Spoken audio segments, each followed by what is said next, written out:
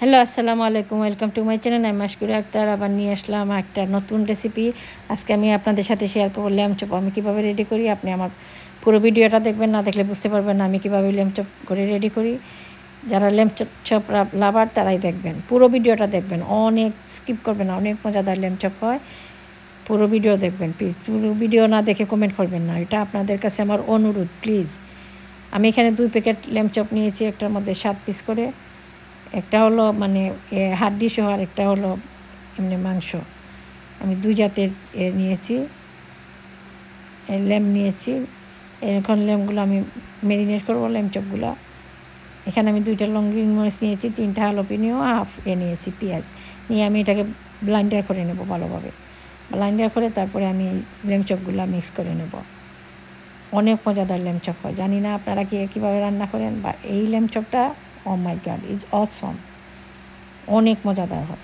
সাথে সাথে বানিয়ে খাবেন যারা ল্যাম্ব চপ খান। আমরা ল্যাম্ব চপ লাভার, আমরা ল্যাম্ব চপ খাই, তাই আমি মানে ডিফারেন্টভাবে আমি বানাই, আমি আপনাদের সাথে শেয়ার করব। এটা হলো বাঙালি স্টাইলে, ইন্ডিয়ান স্টাইলের ল্যাম্ব চপ। ও মাই গড, সো ডেলিশিয়াস। আমি ওই যে এগুলো করছি, ব্লেন্ডার করছি, মশলাগুলো দিয়ে দিয়েছি। এটার মধ্যে দিয়েছি আদা বাটা 1.5 চামচ, 2 চামচ রসুন বাটা, আর দিতেছি হাফ তান্দুর চিকেন টিক্কা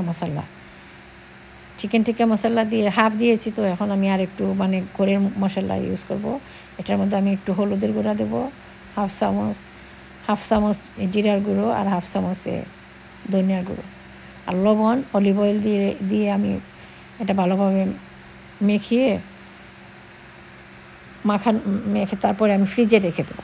ফ্রিজ থেকে মানে আমি রাত ওভারনাইট করতেছি, ম্যারিনেট করতেছি। আপনারা ওভারনাইট করবেন। যত যে কোনো জিনিস যত ম্যারিনেট থাকবে, যত ভালো সময় থাকবে, এত মানে ভালো হয়। চিকেন অথবা বিফ অথবা ল্যাম্ব, যে কোনো জিনিস অনেক মজাদার হয়, মশলাটা ভিতরে ঢুকে। তাই আমি লবণ আর তেল দিয়ে, অলিভ অয়েল দিয়ে আমি এখন এটা ভালোভাবে মাখিয়ে তারপর রেখে দেবো একটা প্লাস্টিক কন্টেনারের মধ্যে। আর যখন আমি বানাবো তখন এটার মধ্যে আমি পিস আমি বানাবো, এটার মধ্যে আমি বেকিং সোডা ইউজ করব অল্প পরিমাণ।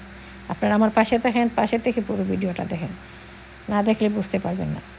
এত মজার ল্যাম্ব চপ, ও মাই গড, মুখে মানে আমি খেয়ে ফেলছি, মুখে লেগে থাকছে, অনেক মজাদার। আমি বলি না, আমার রান্নার ভিডিও যদি আপনারা দেখেন নতুন কিছু শিখতে পারবেন। আমি নতুন কিছু নিয়ে আসি। আমি জানি না আপনারা কীভাবে ল্যাম্ব চপ খান। আমি মানে অন্যরকমও বানাই। আমি আরেক রেগুলার যেটা প্লেন যেটা বানাই, এটা আমি আপনাদের সাথে শেয়ার করব। এখানে আমি 4 পিস ল্যাম্ব চপ বানাবো।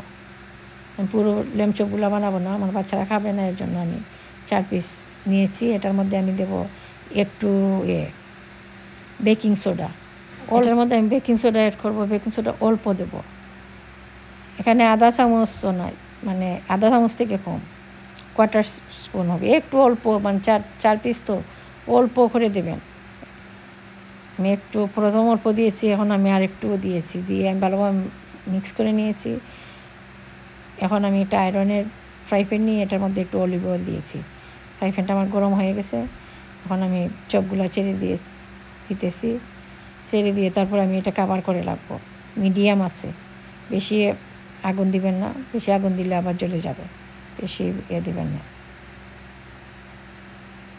এই দেখেন, এখন আমি এটা মানে আপসাইড ডাউন করে দিয়েছি, উপরের পাশটা নিচে দিয়েছি। এটাকে এখন আমি আবার ডেকে রাখবো। এখন আমি আবার এটাকে একটু করে দিতেছি, মানে এইভাবে ওই উপরের নিচের সাইডটা যেরকম হয়েছে, এখন ওই উপরের সাইডটা এরকম হইলে তারপরে আমি থার্মোমিটার দিয়ে দেখব। এটা ল্যাম্বের মাংস 165, আর আমার এটা 200-এর উপরে চলে গেছে। আমার ল্যাম্ব চপগুলো হয়ে গেছে, এখন আমি নামিয়ে নেব। অনেক মজাদার ল্যাম্ব চপ হয়। আপনারা ঘরে বানিয়ে খাবেন, আমার মতো খাইলে তাইলে বুঝতে পারবেন যে আমার ল্যাম্ব চপগুলো কীরকম হয়েছে, অনেক মজাদার। যদি ভালো লাগে লাইক কমেন্ট করে শেয়ার করে দিবেন, সবাইকে দেখার সুযোগ করে দিবেন। ভালো থাকেন, সুস্থ থাকেন, আল্লাহ হাফেজ।